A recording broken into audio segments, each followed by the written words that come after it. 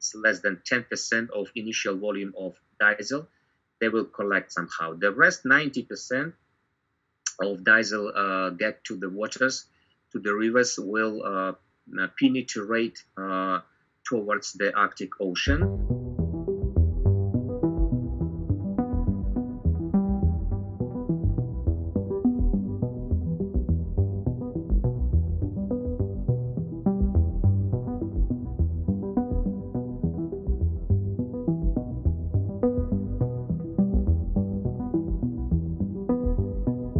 Existing technologies cannot effectively guarantee to clean up the environment.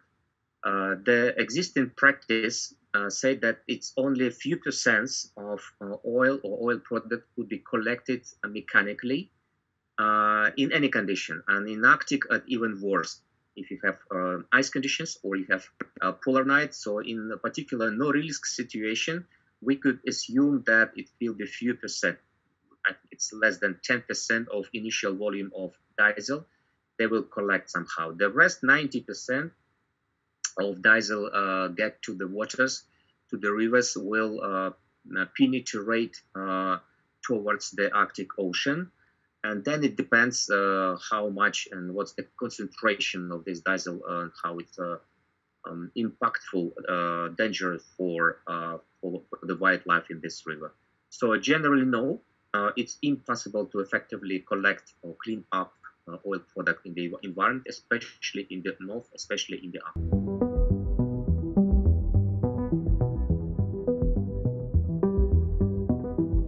Ой, до полной очистки, если быть точным, не нужны годы. Почему годы? Потому что мы проводим механическую очистку.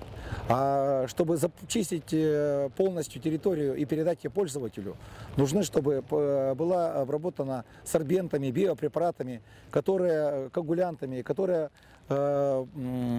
переработали или съели, так по-простому назовем, те нефтепродукты, которые останутся в виде где-то пленки, где-то на кустике, где-то на веточке. Sure, this year, the first year will be the worst, and then it depends on how fast and how quick the environment will clean up itself. Because ecosystem, of course, cleaning up itself, but I would assume that it will take few years for clean up somehow to restore back the rivers to the conditions before the accident.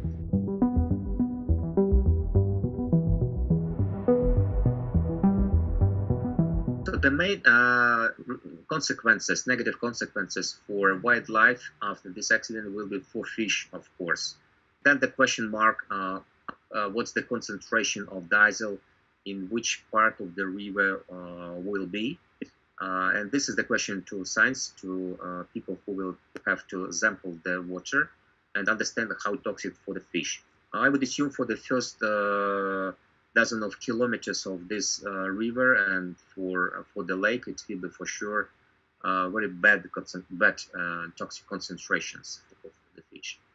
The second aspect of this wildlife impact is the birds, the oil product, even if it's not visible on the surface. So it's when it contact with the further with the bird birds, then it's damaged the surface of these animals, of the birds, and they even can die because of temperature balance could be disbalanced.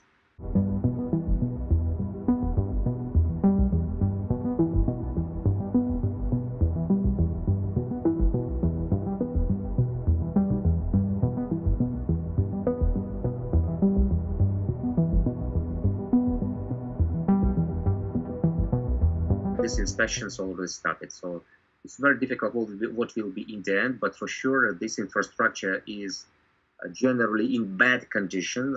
2 years ago, President Putin issued special order where he stated that from 60 to 70%, more than half, much more than half of Russian infrastructure of danger objects, and we call it danger infrastructure, is overexploited. So this infrastructure overpass its permitted limits of terms for exploitation.